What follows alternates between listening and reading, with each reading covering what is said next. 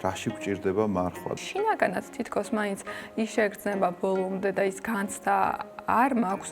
ოღონდ ადამიანს ნუ შეჭამ. ყოველდღიურობაში რაღაცნაირად ეს შეგრძნება იკარგებ. ღმერთი სწორედ ასე ელაპარაკება ადამიანს. რა მაგარი ტიპი ვარ.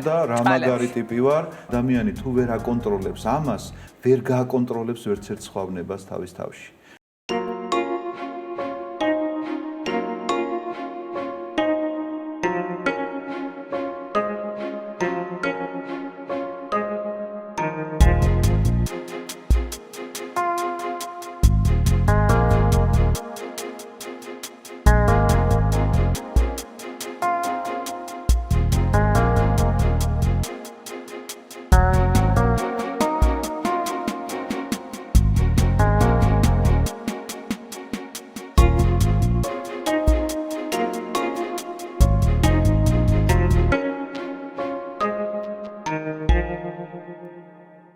გამარჯობა. ეთერშია გადაცემა 3 წიდან იწყება. მე მისი წამყვანი მარიამ გაბედავა ვარ. დღევანდელ გადაცემაში გადავწყვიტეთ ვისაუბროთ რა შეგრძნება უნდა ჰქონდეს ჭეშმარიტ ქრისტიანს მარხვის პერიოდში. მოგესალმებით მამა კახაბერ. მოგესალმებით თქვენ და ჩვენს ძვირფას მაყურებელს. მამა კახაბერ, გადავწყვიტეთ ეს თემა, გვეღო იქედან გამომდინარე, რომ ყველანი ვართ შობის მარხვის პერიოდში და ხშირ შემთხვევაში, აი პირადად ჩემზე რო ვთქვა და არ განვაზოგადო, მარხულობ ხოლმე ვცდილობ ვილოცო, ვცდილობ რაღაცნაირად არ განვიკითხო, რაღაც ქრისტიანულად ვიცხოვრო, მაგრამ აი შინაგანად თითქოს მაინც ის შეგრძნება ბოლომდე და ის განცდა არ მაქვს, რასაც ეს დღესასწაული გვიმზადებს ყველა ქრისტიანს. და აი როგორ უნდა ჩამოვიყალიბოთ და გავითავისოთ, ასე ვთქვათ, ის შეგრძნებები, რაც აი ესე დღესასწაულებს მოაქვს და პირველ რიგში შობაზე ვისაუბროთ, რადგან შობის მარხვაში ვიმყოფებით. ფიქრობ, რომ ძალიან საჭირო საკითხი გახლავთ ეს, იმიტომ რომ თანამედროვე სამყაროში, ჩვენს ქვეყანაში თუ იმის გარეთ შეიძლება ხშირად გაისმას ეს შეკითხვა, რომ რატომ მარხულობთ საერთოდ, რაში გვჭირდება მარხვა და აი ეს თქვენ შეკითხვასთან პირდაპირ შეიძლება პასუხშიც მოდიოდეს, იმიტომ რომ კითხვის შინაარსი თქვენი სხვა იყო, მაგრამ მე ვფიქრობ, რომ მაინც აქედან უნდა დავიწყოთ, რომ ადამიანმა უნდა იცოდეს, რაში სჭირდება მას ეს მარხვა, რომ მიხვდეს იმას, რომ აი რა შეგრძნებით და რა განწყობით უნდა თქვათ ელოდებოდეს ამის შემდგომ დღესასწაულს, რისთვისაც მარხულობს. უპირველეს ყოვლისა ჩვენს მთავარ წიგნს უნდა დავეხტნოთ, საიდანაც შეგვიძლია ვისწავლოთ ცოტა რამ მარხვის შესახებ. ეს გახლავთ მაგალითისთვის დავიმოწმებთ მათეს სახარების მე-17 თავს, სადაც მოთხრობილია ამბავი ერთი ეშმაკეულის განკურნების შესახებ, რომელიც განკურნებაც ვერ შეძლეს მოციქულებმა და მაცხოვართან მიდიან შეკითხვით, რომ რატომ ჩვენ ვერ შევძელით და მაცხოვარი პასუხობს მათ ასეთ რამეს. ნათესავი ესე არარაიდ განვალს გარნა ლოცვითა და მარხვითა. ანუ შეუძლებელია ამ ნათესავის განდევნა ეშმაკეულზე ალაპარაკი, თუ ასე იგი, თუ არა ლოცვითა და მარხვით, ანუ ეს გახლავთ იარაღი ამის გასადევნელად.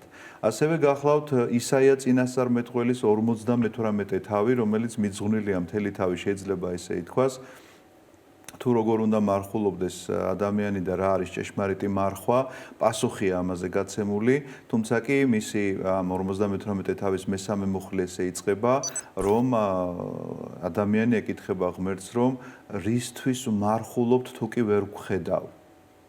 აი თითქოს რაღაცნაირად სასოწარკვეთილი ადამიანი, იმიტომ რომ აი მარხულობს რაღაცა მოღვაწეობას იწყებს და ვერ ხედავს კავშირის აღდგენა რაღაცა აი ამ კავშირის დიახ ვერ ხერხდება მაინც ღმერთთან, რისთვისაც უნდა მარხულობდეს წესის და მიზანი რატომაც უნდა იყოს ეს დასახელებული წმინდა წერილის ეს თავები შემთხვევით არ მომიყვანია, იმიტომ რომ მე ვფიქრობ, რომ ჩვენი მაყურებელი ამას გადახედავს მართლაც და დაინტერესდება და უფრო ღრმად ჩაიხედავს, მაგრამ ჩვენ ახლა ვთქვათ, აქედან გამომდინარე შეიძლება ითქვას ამ წმინდა წერილის აი ამ მუხლებიდან გამომდინარე, რატომ მარხულობ და რაში გვჭირდება ეს.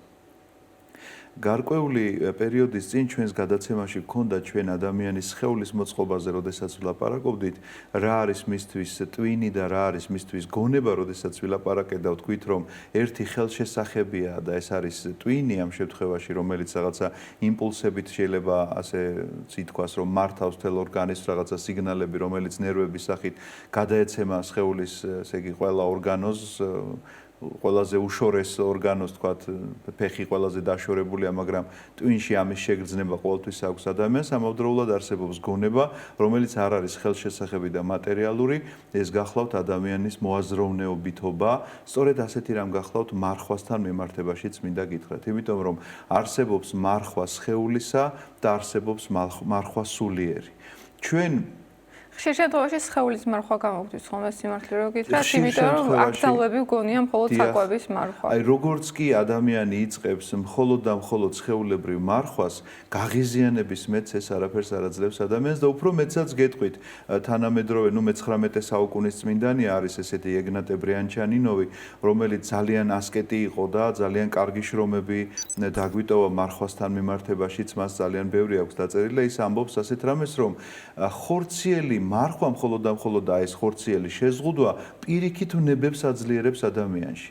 და მე მინდა გითხრათ რა ნებებიც არის, ეს ძალიან თავიდან რომ წავიკითხე, ძალიან გაუგებარი იყო და შემაშინა კიდეც, რომ როგორ ახლა მე ამას ვცდილობ, რომ რაღაცა ხორციელი მარხვა თუნდაც შევძლო და ამ დროს თურმე ეს ჩემში ნებებს აძლიერებს და აღმოჩნდა, რომ აბსოლუტურად მართალია. აღმოჩნდა, რომ საკუთარ თავზე გამოცდილებით შევხედები ამას, იმიტომ რომ თუ კი გადავწყვიტე, რომ ხორცი ვამარხულო მხოლოდ და მხოლოდ იცით რა მემართება ამ შემთხვევაში აუცილებლად ვარ გაღიზიანებული იმიტომ რომ ვაშიმშილე ჩემი სხეული მაგრამ გავღიზიანდი და ვიღაცას შეიძლება უდიერად დაველაპარაკე მათ შორის ოჯახის წევრს რაღაც არ მომეწონა გარეთ რაღაცაზე გავღიზიანდი შეიძლება იქ ვერ გამოვხატე შემოვედი და სახლში შემოვიტანე ეს ჩემი გაღიზიანება და აღმოჩნდა რომ სულიერი თვალსაზრისით ერთი ნაბიჯი წინ კი არ გადამიდგავს პირიქით უკან გადავდგე იმიტომ რომ გუშინ არ გამაღიზიანე და მე იგივე საკითხი.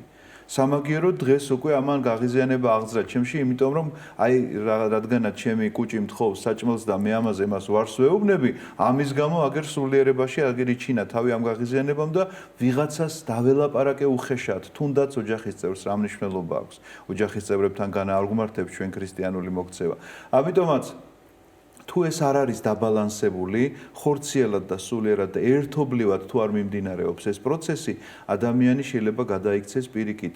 მარხული ადამიანი გადაიქცეს იმათ, რომ იქეთ შეეხვეწო, რომ ოღონდ ყველაფერი ჭამე, ამას ნუ გააკეთებ.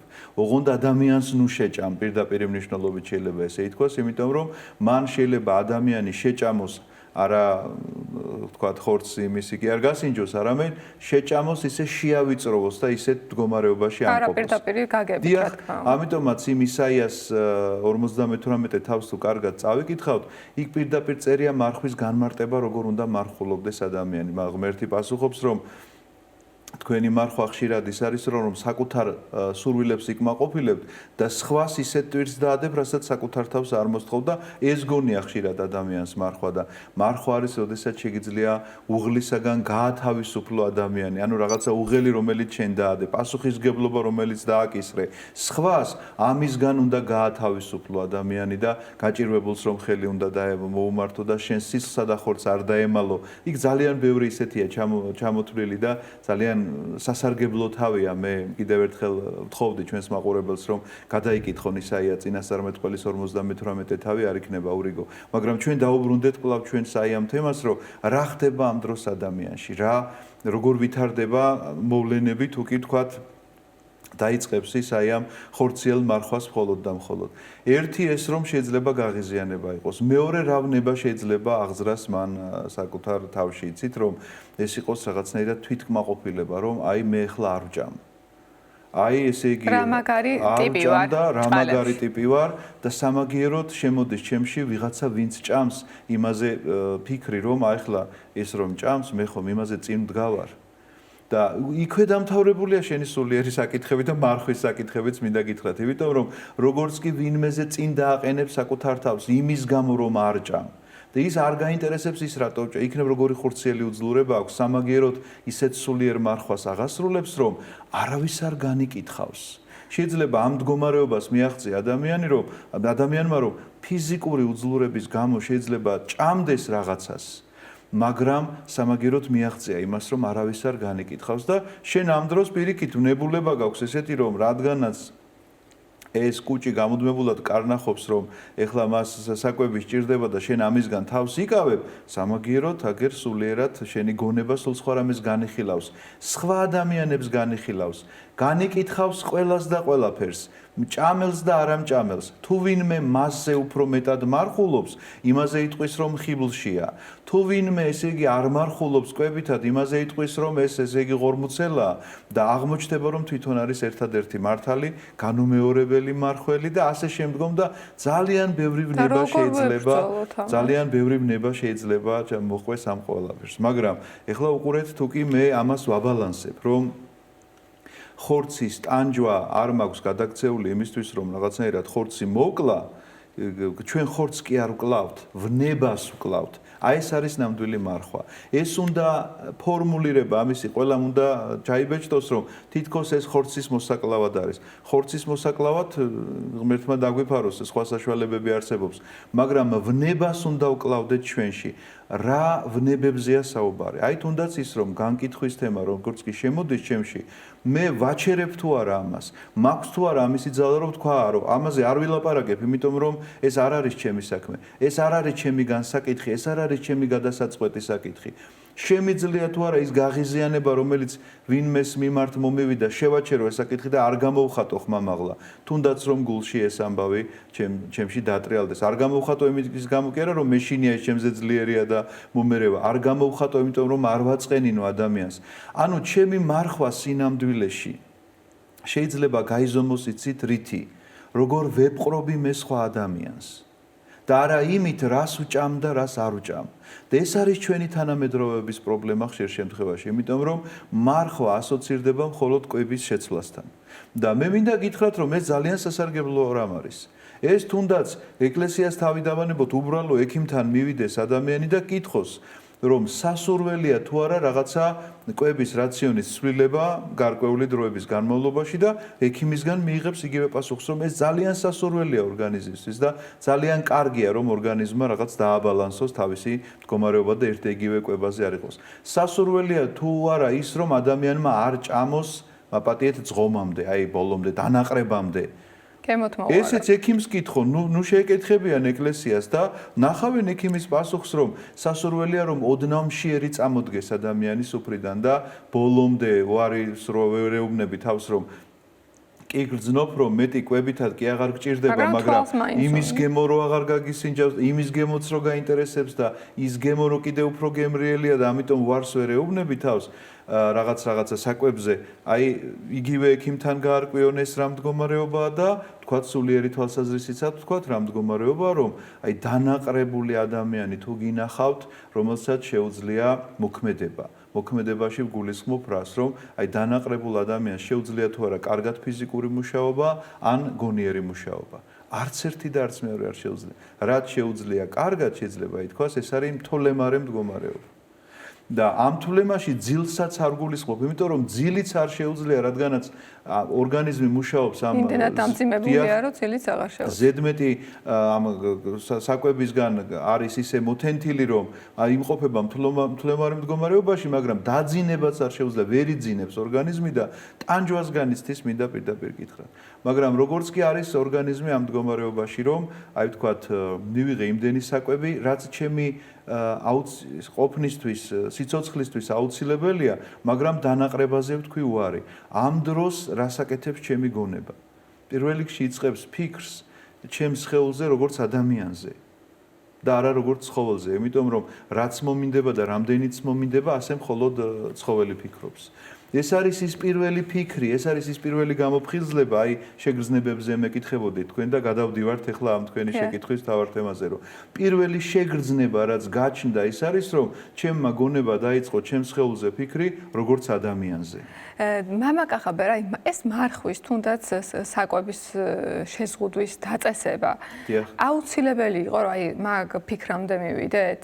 აი ხო შეიძლება რომ თქვათ არ იყოს საკვების აკრძალვა და სხვა ფორმით იყოს მარხვა, თუნდაც ლოცვის გაძლიერებით, თუნდაც რაღაცის ფიქრების დაბლოკვით საკუთარ თავში და ყველაფერს მივირთმევდეთ. აი რა საჭირო გახდა ეს მაგ ფიქრამდე რომ მივიდეთ და ჩაუფიქრდეს ადამიანი თავის აზრის? აუცილებელი თემა გახლავთ ეს, მინდა გითხრათ და სათქმელია, იმიტომ რომ აბსოლუტურად ყველა ასკეტურ ლიტერატურაში აი ამ კვებას აქვს ძალიან დიდი მნიშვნელობა მინიჭებული და მამები ამას პირდაპირ განიხილავენ, აი მუცელ ღმერთობას ეძახიან მოკლედ ამას და ესე დავარქვათ გავიმეოროთ ჩვენც რომ აი ეს მუცელ ღმერთობა გახლავთ საწყისი აბსოლუტურად ყველა ცოდვისა აბსოლუტურად ყველა ვნებისა იმიტომ რომ ადამიანი თუ ვერ აკონტროლებს ამას ვერ გააკონტროლებს ვერცერთ სხვა ვნებას თავის თავში ვერც ფიზიკურს და ვერც სულიერს ფიზიკურია მოგეხსენათ რასაც ჩვენ სხეულით ვცოდავთ და სულიერია რასაც ჩვენ შეიძლება ჩვენი გონებით ვცოდავდეთ ამ შემთხვევაში ამიტომაც ძალიან დიდ მნიშვნელს აი კიბე საფეხურები რომელიც იოანე კლემაქსის მიერ არის აღწერილი იქ განსაკუთრებულად თითქოს რაღაცა სარკაზმითაც კი რაღაცა იუმორით აქვს დაწერილი ყველაზე ტკბილი რაღაცა ესე აქვს და გამოყოფილი ცალკე თავი აქვს მიძღვნილი ამ მუცელ ღმერთობის შესახებ რაც არის ყველაზე ტკბილი ადამიანისთვის იმიტომ რომ ეს არის ადამიანისთვის დიდი სიამოვნება ძალიან დიდი სიამოვნებაა და ხანგრძლივი სიამოვნება, რომელიც შეუძლია მუდმივად გაიმეოროს მან. არ არის სხვა სიამოვნებები მსგავსი, კი შეიძლება ითქვას, რომ რაღაცა თრობა, ნარკოტიკული თუ არა ნარკოტიკული სხეულს შეიძლება სიამოვნებას გვრიდეს, მაგრამ ჭამისნაირად ვერც ერთი მინდა გითხრათ და ჭამისნაირად ვერც ერთი ვერ აღძრავს ვნებებს. მათ შორის ერთი პატერი კი მახსენდება, რომელიც მინდა გავიხსენო ჩვენი მაყურებლის საყურადღებოდაც ძალიან მნიშვნელოვანი იქნება, როდესაც ერთ ბერს ჰქონდა რაღაცა გარკვეული ბრძოლების სიძვის წინა, აი სიძვის ვნება ებრძოდა განსაკუთრებულად და მივიდა გამოცდილ მოძღვართან.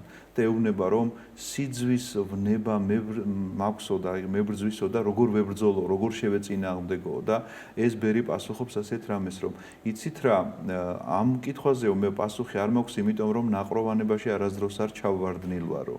და სინამდვილეში პასუხი გასცა თუ როგორ უნდა ებრძოლოს არ მაქვს პასუხი ეუბნება იმიტომ რომ არ ჩავარდნილ ვარ ნაყროვანებაში პირდაპირ არ უთხრა რომ ნაყროვანებაში ხარ ანუ მხილების ეს ერთგვარი მეთოდია ხა ადამიანს რო უთხრა რომ ნაყროვანებაში შეიძლება ვერ მიიღოს და ეს პასუხობს თავისი თავმდაბლობით მე არასდროს ჩავარდნილ ვარ ნაყროვანებაში შესაბამისად სიძვა არ მებრძვის და ამიტომ პასუხი არ მაქვს როგორ ვებრძოლო ამ ვნებას და ეს პასუხი თითოეული ჩვენგანისთვის არა მარტო სიძვის ვნებაზე, ნებისმიერ სხვა ვნებულებებზე შეიძლება წარმოჩნდეს და გამოგვადგეს ცხოვრებაში, რომ ნაყროვანება არის სათავე თითოეული ჩვენგანში რაღაცა არსებული ვნებისა. და გარდა იმისა, რომ ფიზიკურად ვაზიანებთ ჩვენ საკუთარ სხეულს და საკუთარ თავს, ვაზიანებთ ჩვენ სულიერ მდგომარეობას, იმიტომ რომ ამ დროს ადამიანი ფხიზელ მდგომარეობაში ვერ იმყოფება, როგორც უკვე მოგახსენეთ, მთლემარია მისი მდგომარეობა. ეხლა გავაგრძელოთ მაშინ კიდე რა შეიძლება მოყვეს ამას რა თრობა შეიძლება მოყვეს და რა სიფხიზლე გვმართებს როგორც წეგამ საუბრობდით რომ ადამიანი თუ კი ვერ აკონტროლებს აი ამ მუცელს ძალიან უჭირს მერე სხვა რაღაცების კონტროლიც და როგორც კი იწყებს ამის გაკონტროლებას გონება მაშინვე ფხიზლდება და ფხიზლად ეკიდება თითოეულ საქმეს. აი შეგრძნებები რომლის შესახებაც ჩვენ დავიწყეთ ლაპარაკი მარხვის დროს რაც უნდა გაგვაჩნდეს პირველ რიგში ეს შეგრძნება უნდა იყოს ის რომ შენ საკუთარი სხეულისადმი იწყებ ყურადღების მიქცევას და მას უყურებ როგორც ადამიანს ადამიანურად ეპყრობი მას იმიტომ რომ იკვებები იმდენს რამდენიც სხეულის არსებობისთვის არის საჭირო და არა სიამოვნებისთვის და ეს გახლავთ ძალიან დიდი და პირველი ნაბიჯი მარხვის შეგრძნებისა. ამავდროულად აუცილებლად იწყება ბრძოლა იგონებრივი, თუნდაც გაღიზიანება, თუნდაც რაღაცის მონდომება, თუნდაც სხეული იწყებს რაღაცნაირად ფორმირება, სხვანაირად უნდა გადაეწყოს, იმიტომ რომ მარხვა შეიძლება ვთქვათ, რომ ძალიან ადვილია დღევანდელ დღეს განსაკუთრებით ყველაფერი გამოგონილია სამარხო ყველაფერი არსებობს უკვე, მაგრამ აი როგორ მარხვაზე არის იცით ლაპარაკი, შეიძლება იგივე პროდუქტის ცვლილებებთან დაკავშირებით თქვენ მკითხეთ, რომ შეიძლება ვერ შეცვალოს ადამიანმა პროდუქტი, კონდეს მას რაღაცა ისეთი პრობლემა სხეულებრივი, რომ მისთვის აუცილებელი იყოს რძისნაწარმის მიღება, მაგრამ შეცვალოს უნდა რა, რაოდენობა რომ ეს რაოდენობა უნდა იყოს იმდენი, რომ ცოტა მშიერი წამოდგეს სუფრიდან. და ეს აუცილებლად ეხმარება გონებას, რომ სულიერი სიფხიზლე შეინარჩუნოს. აი ამის შესახებ არის ლაპარაკი და შეგრძნება პირველი ეს უნდა იყოს, რომ ჩემს სხეულს ვეპყრობი ასე და მეორე შეგრძნება რაც უნდა დაიწყოს ამ შემთხვევაში გონებამ და უნდა იმუშაოს ადამიანმა საკუთარ თავზე იმისთვის რომ ნებისმიერი გაღიზიანება, რომელიც შეიძლება სხვა ადამიანის მიმართ გაგიჩნდეს, მაშინვე უნდა იქნას აღკვეთილი. აი ამ შემთხვევაში გახლავთ ბალანსი, რომ სულიც და ხორციც ერთნაირად მარხულობს. მაგრამ თუ კი რომელიმეს გადავამეტებთ, აი მაშინვე დაირღვევა ეს პრინციპი და ან სხეულს დავაზიანებთ, ან სულს დავაზიანებთ, იმიტომ რომ ჩვენს გაღიზიანებას ვიღაცას დავატეხთ, ან რისხვით, ან სხვა ან განკითხვით სხვა ადამიანს, ან პირიქით თუ კი ესე იგი არ ვიმარხულებთ ფიზიკურად თქვა შეიძლება შევცვალე არ ვჭამ რძის ნაწარმს და თქვა ხორცეულ პროდუქტს, მაგრამ შევჭამე იმდენი სამარხო პროდუქტი, რომ გონება კვლავ მთლემარე მდგომარეობაში მაქვს და შესაბამისად ვერ ვაკონტროლებ ვერანაირ სულიერ სიტუაციას. ამიტომაც ეს ბალანსი აუცილებელია მოკლება საკვებისა და სიფხიზლე გონებისა. სხვაგვარად მარხვას მარხვა არ ქვია. და მამაკა ხაბერ, აი უკვე გადავლახებთ თქვათ ეს პირველი ნაბიჯი და რაღაცნაირად შევუდექით ნამდვილ ქრისტიანულ მარხვას. შემდეგ აი ის განცდა როგორ უნდა შემოვიდეს, რომ რომელი ძირითადად მარხვის პერიოდები ემთხვევა დღესასწაულებს. რაღაცისთვის ვემზადებით, რაღაცის მოლოდინი გვაქვს. აი ეს შეგრძნება, რომ ბოლომდე შევძლოთ და განვიცადოთ ის და შრობას უნდა შევეხოთ რამხელა დღესასწაულისთვის ემზადება სამყარო. მაგრამ ეს თითქოს ყოველდღიურობაში რაღაცნაირად ეს შეგრძნება იკარგება. ამ დროს ეხლა მე თვითონ დედა ვარ და შემიძლია ჩემი გრძნობები გამოვხატო იმ მოლოდინის შესახებ, როდესაც იცი, რომ მალე შენ შულს შეხვდები, ამ შობისთვის ემზადები, აი ადამიანურ ენაზე რო გადავიყვანოთ, რამხელა მოლოდინი აქვს, თქვათ ადამიანს ჩვეულებრივ შობასთან მიმართებაში. და თითქოს აი ამ ღმერთის შობას ისე ვერ აღვიქვათ. აი თითქოს უკვე ჩვეულებრივი ამბავია და შეჩვეულებებად რომ ყოველ წელს ამ შობას ვზეიმობთ. აი ეს განცდა როგორ გავიდღესასწაულოთ ჩვენში. შემიძლია გითხრათ რომ ნაწილობრივ თითქოს უპასუხეთ ჩვენ ამ კითხვას, იმიტომ რომ გონება როგორც კი სიფხიზლეს იწყებს, მაშინვე ამ სიფხიზლეს შემოაქვს შეკითხვები ადამიანში და ეს შეკითხვები უნდა იყოს რომ რატომ მარხულობ, რომელი დღესასწაულისთვის და ამის გაცნობიერებაც უნდა მოყვეს ამასთან, მაგრამ კიდევ უფრო მეტად დავკონკრეტდეთ, რადგანაც ასე მართლაც მეც გეთანხმებით რომ საჭიროებაა კიდევ უფრო მეტად ჩაძიება ამ საკითხში, რომ ჩვენთვის არ გახდეს ეს რაღაცა მექანიკური მოქმედება, რომ კალენდრით დაიწყო მარხვა, ვიმარხულე, მე შევხვდი დღესასწაულს და ახლა დავდე სახსნილოს უფრასთან, კიდევ უფრო მეტი სიღრმით რომ შევუდგეთ ჩვენ თითოეულ ამ საქმეს. უნდა გვახსოვდეს ერთი რამ, რომ როგორც კი ვიწყებთ ასეთ დაბალანსებულ მარხვას, სულიერსა და ხორციელს, რომლის შესახებაც უკვე მოგახსენეთ, ნებისმიერი რამ საკითხავი იქნება, გადაცემა იქნება, თუნდაც რომელსაც შეხედავს ადამიანი, ეხლა თქვა ჩვენი საუბარი, რომელიც იწერება და გარკვეული დროის შემდგომ გავა, ეხლა ჩვენ შობის მარხვის პერიოდში ვიმყოფებით, ესეც კი სხვანაირად აღქმადი ხდება ადამიანისთვის, იმიტომ რომ ვახსენეთ უკვე მთლემარე გონება, როდესაც რაღაცა ნაყროვანებით ზედმეტი თქვათ რაღაცა ნოყიერად მირთმევით ადამიანმა, რომ წიგნი წაიკითხოს, როგორ შეიგრძნობს ამ წიგნს და თქვათ დილით უზმოზე რომ გაიღვიძებს და მაშინ რომ კითხულობს, როგორ შეიგრძნობს. აი დილის წაკითხული და საღამოს წაკითხული ხომ სხვადასხვაა. აბსოლუტურად. და რატომ? იმიტომ რომ როდის არის გონება უფრო ცოცხალი, როდესაც ის არის დასვენებული რაღაცა ზედმეტი ინფორმაციებისგან და როდესაც არ აწუხებს სხეულებრივი თვლემა. ამ შემთხვევაში სიფხიზლე აქვს გონებას და წიგნს რომელსაც კითხულობს, ბევრად უფრო უკეთესად აღქმადია, ბევრად უფრო გასაგებია და ბევრად უფრო უკეთესი ანალიზი შემიძლია წაკითხულისა, ვიდრე საღამოს და მით უმეტეს თუ ზედმეტზე ზომაზე მეტად მივირთვი, როდესაც ჩემმა გონებამ თვლემა დაიწყო და ზედამ წიგნზე მეძინება კითხვის დროს მე ვფიქრობ, რომ შეიძლება შინაარსის გაგებაც კი გამიჭირდეს, სულ რომ მარტივ რაღაცა მხატვრული ტერკია საბავშვო ზღაპარს კითხულობდე, იქედანაც კი გამიჭირდეს შინაარსის გაგება, მაგრამ როგორც კი გონება ფხიზელი მაქვს და ესე იგი ართვლებს ჩემი გონება ამ ზედმეტი რაღაცა და დატვირთვით, ჩამოთვლილი დატვირთვებით აღარ გავიმეორებ, ამ შემთხვევაში ბევრად უფრო უკეთესად აღქმადი ხდება ეს. ამიტომაც არის მარხვა საჭირო. ამიტომაც არის მარხვა მორცემული როგორც კანონი.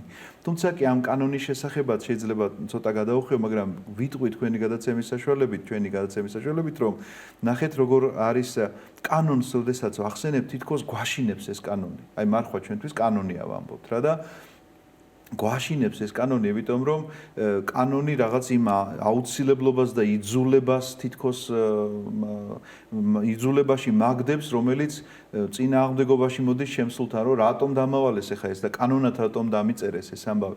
მე მინდა გითხრათ ასეთი რამ, რომ კანონებს სინამდვილეში ღებულობს სახელმწიფო. რომლის დაცვის დროსაც კარგი კეთილსინდისიერი მოქალაქე ხარ, არ დაცვის დროსაც შესაბამის სასჯელს გამოიტანს სახელმწიფო. ეკლესია კანონებს კი არ ღებულობს. ან ღმერთის მიერ მოცემული კანონები, როგორი შეიძლება კანონები იყოს, იცით რომ ეს არის აი მოყვარული დედა და მამა, ასე ჩავთვალოთ. და რომელიც ეუბნება ბავშვს, რომ ეხლა შენ ბასრიდან არ უნდა აიღო, იმიტომ რომ ხელი გაგეჭრება. რაღაცა წესებს უწესებს. ხომ არის ესე? იმიტომ რომ ისევ მას გამოადგეს. დედა ხო ეუბნება პატარა ბავშვს, რომ დედა არ მოკიდო ამას ხელი, იმიტომ რომ ხელი გაგეჭრება. ბასრია ეს და არ იცი შენ მასში მოხმარების წესები. არ მოკიდო რაღაცა გავარვარებულ იმას ფეჭს ხელი, იმიტომ რომ დაგეწვება ეს ხელი. იქეთ არ წახვიდე, იმიტომ ალახია და ჩავარდები. აქ რაღაცა თქვა ხეცები დარბიან და იმ დღეში არ უნდა შეხვიდე მარტო და არ ხარ შენ ამისთვის მზად. როგორ ფიქრობთ ეს კანონებია დედის მიერ დაწესებული? ან მამა ესე იმიტომ ელაპარაკება თავის შვილს რომ კანონები დაუწესა? რა თქმა უნდა ეს ასე არ არის. ეს არ არის კანონი, ეს გახლავთ ღმერთი სწორედ ასე ელაპარაკება ადამიანს. სწორედ ამას ეუბნება რომ ეს რაღაცა საშიშია. აქ დაღუპვა, იქ რაღაცა ჩაგითრევს ის ჭაობი და გაგიჭირდება იქედან ამოსვლა. იქ რაღაცა ვნება არის, რომელიც შემოდის შენში და თუ არ მოიშორებ, თუ არ ამოძირკვავ მას, თუ არ შეებრძოლები მაშინვე, შენში გაჯდება ის ფესვების გადგმას მოინდომებს მაშინვე და მერე ძნელია მისი ამოძირკვა. აქედან გამომდინარე, მარხვაც რომელზედაც ვლაპარაკობთ, რომ თითქოს კანონია ჩვენთვის, კანონი არა იმით, რომ ახლა დაგვიწესეს და თიც გვიქნებენ, თუ არ იმარხულებთ, ესე იგი, ცოტათ იქნება თქვენი საქმე. უბრალოდ იმ აუცილებლობაზე გველაპარაკება, რომ თუ არ გავფხიზლდებით ჩვენ ამ მარხვის საშუალებით და თუ გონებას არ მოვიყვანთ მწყობრში, თუ არ გადავახალისებთ ჩვენ გონებას იმისთვის, რომ აი სულიერი და ხორციელი მარხვა ერთმანეთთან დავაბალანსოთ, შეუძლებელი იქნება საერთოდ ნებისმიერი დღესასწაულის აღქმა. შეუძლებელი იქნება თვითონ მარხვის აღქმაც კი, რომ რატომ მარხულობ, რაში მჭირდება, კი ან შეიძლება დავრწმუნდე იმაში, რომ კი ბატონო ვიმარხულე, იმიტომ რომ ჭამდი თქვა ბოსტნეულს 40 დღის განმავლობაში, ოღონდ უზომოდ, უაზროდ და არაფერი მეტი ჩემს ცხოვრებაში არ შეცვლილა. და ასე დავიწყე და ასე დავამთავრე და დღესასწაულიც ასე ჩავამთავრე, შეიძლება ესე ითქვას, რომელ დღესასწაულზედაც არის დაყრდნობილი, შეიძლება ითქვას, ჩემი გადარჩენის საკითხი. ჩემი გამოხსნის საკითხია, იმიტომ რომ ღმერთი განკაცდა ქრისტეს შობა რა არის? ჩვენ ვამბობთ სიტყვა ქრისტეს შობას და მის შინაარს ამ სიტყვის შინაარს არ ვუკვირდებით და არ ვუღრმავდებით, რომ ღმერთის განკაცება, ღმერთის დაბადება ნიშნავს იმას, რომ მან ადამიანური ბუნება შეიმოსა, იმიტომ რომ განკურნოს ის, იმიტომ რომ ზეცაში აიყვანოს ის. ჯვარცმისა და აღდგომის შემდგომ რა იხილეს მოციქულებმა? მისი ამაღლება იხილეს და აი თუ წავიკითხავთ საქმე მოციქულთას მე-7 თავი გახლავთ, სადაც სტეფანე პირველ დიაკონის წამების შესახებ არის ლაპარაკი, ის ქვით ჩაქოლეს და ქვით ჩაქოლის წინ მან ზეცად აღაპყრო თვალები და დაინახა იესო მარჯვენით მამისა მჯდომარე. ესე იგი, რას ნიშნავს იესო როგორ შეიძლება დაინახო ამ მარჯვენით მამისა მჯდომარე, თუ არა მისი ადამიანური სხეულით. სხვაგვარად შეუძლებელია ღმერთის ხილვა. ამიტომაც ადამიანური ბუნება აყვანილია ზეცაში და ეს სწორედ ქრისტეს შობით დაიწყო. შენ როგორც ადამიანური ბუნების მქონეს, იგივე რომ შეგიძლია, იგივე გზა გაიარო და შენი ბუნება რომ აყვანილია უკვე და გახსნილია სამისოდ კარი რომ შენ იგივე გზა გაიარო განღმრთობისა, სწორედ ამისკენ უნდა მიდიოდეს შენი გონება და ამისკენ უნდა გიბიძგებდეს შენის მარხვა, რომელიც გაფხიზლებდეს უნდა სულიერად და გადაშლილ წიგნს უკეთესად იაზრებდე. ამისთვის არის ეს ყველაფერი დაწესებული, ამიტომაც ჩვენ ყოველთვის შეიძლება არ გამოგვდიოდეს ყოველდღიურად, მაგრამ როგორც კი რამ არ გამოგდის, აი მაგალითად ლოცვაზე, როგორი კანონი გვაქვს მარხვა ლოცვის გარეშე, მინდა გითხრათ, რომ ეს არის ერთი ფრთა ფრინველისთვის და ერთი ფრთით ვერ ფრინავს, მოგეხსენებათ ფრინველი. ორი ფრთა სჭირდება მას, რომ აფრინდეს ზეცად, ესეთი გახლავთ მარხვა და ლოცვა. როგორი გვაქვს კანონი, რომ აი მოუკლებელად ილოცევდით. რასაც არ უნდა აკეთებდეთ, ჭამდეთ, სვამდეთ, ყველაფერს ღვთის სადიდებელად აკეთებდეთ. ეს მოუკლებელი ლოცვა ხომ არის უფლის ლოცვა. უფალო იესო ქრისტე შემიწყალე მე. ეს ხუთი სიტყვა გამუდმებით ადამიანის სულსა და გულში უნდა ტრიალებდეს. ამ ლოცვას როგორც კი გადაერთვება ადამიანი და რაღაცა ყოფითზე გადავა მისი გონება, ხომ ცდილობს რომ შემოკრიბოს უკან მისი გონება და კვლავ გადაერთოს რომ შინაგანად განიცდიდეს ამ ლოცვას და თითქოს რაღაცნაირად ბეჭედს ასვავდეს თითოეულ სიტყვას თავის გულში, რომ უფალო იესო ქრისტე შემიწყალე მე. აი რაღაცნაირად ესე უნდა ტრიალებდეს მის გულსა და სულში, როგორც ვამბობ. აი ესევეა მარხვის საკითხიც, რომ შეიძლება ყოველთვის არ გამოგვიდიოდეს რაღაცა ეს ბალანსი ხანდახან გაგვექცეს რომელიმე მიმართულებით, მაგრამ მაშინვე ადამიანის ფხიზელი გონება სწორედ ამისთვის არის საჭირო, რომ უკან უნდა შემოკრიბოს მან, უკან უნდა მოიზიდოს ყველაფერი ის, რაც დაერღვა. ხორცილი მდგომარეობა გაექცა, ეს უნდა დააბალანსოს, სულიერი გაექცა, ეს უნდა დააბალანსოს და ეს გახლავთ ის სულიერი წრთნა, რომელიც გამუდმებულად გაიძულებს გაფიქრებინოს იმ შედეგზე, რომელიც შედეგიც დაგიდგება დღესასწაულზე. ზიარებით შენ შეიძლება ყოველდღიურად, ყოველკვირეულად, არ ვიცი, კურთხევა როგორ გექნება მოძღვრისაგან ესე ეზიარებოდე, მაგრამ დღესასწაულისთვის აბსოლუტურად სხვანაირი განცდით იყო, იმიტომ რომ ზიარება დღესასწაულისა და ჩვეულებრივი კვირისა სხვადასხვა კი არ არის ერთი და იგივეა ქრისტე. კი არ იცვლება ქრისტეშობისას სხვა ქრისტე კი არ შეგვეგებება და თქვათ რა დღესასწაული გველოდება წინ თქვათ ნიკოლოზობისა სხვა ქრისტე კი არ იქნება. ერთი და იგივე იქნება, მაგრამ განცდა სიფხიზლე გონებისა გეტყვის იმას, განგაცდევინებს იმას, რომ ქრისტეშობა რა არის შენთვის, რა გააკეთა ღმერთმა შენთვის, რომ მადლიერებით აივსოს შენი სული და გამუდმებულად გქონდეს სწრაფვა ქრისტესკენ და მიზნად არ იყოს მარხვა, არამედ მიზანი იყოს ღმერთთან კავშირის მუდმივი ქონა, დაკარგული კავშირის აღდგენა, როგორც კი გაწყდება ეს კავშირი და არა ის, რომ თქვათ მე ახლა ვიმარხულებ მხოლოდ ბოსტნეულს შევჭამ და ამითი კარგი ბიჭი გავხდები და ესე იგი ამისთვის დავიმსახურებ ზიარებას და ვერც ზიარების არსი გავიგე, ვერც დღესასწაულის და ვერც მარხვის. დაგვიფაროს ღმერთმა ამ ბნელი მოქმედებისგან. ამას სხვა არაფერი არ ქვია, გარდა ბნელი მოქმედების. ეს უნდა იყოს გააზრებული და შინაგანად გათვითცნობიერებული უნდა კონდეს თითოეულ ქრისტიანს, რატომ აკეთებს ამას. რაღა დავამატო მამა კახაბერისი ამომწურავად აგვიხსენით ეს ყველაფერი, რომ რაღაცნაირად სინდისის კენჯნაც ვიგრძენი და ბევრ რაღაცაში საკუთარი თავის დავიჭირე და ღმერთმა შეგვაძლებინოს, რომ ყოველი მარხვა იყოს ჩვენთვის შანსი გავხდეთ უკეთესი ადამიანები და უფრო მეტად შევიგრძნოთ ღვთის მადლი და მისი არსი. ამინ. ასეთი იყო ჩვენი დღევანდელი გადაცემა, მე ერთი კვირით გემშვიდობებით ნახვამდის.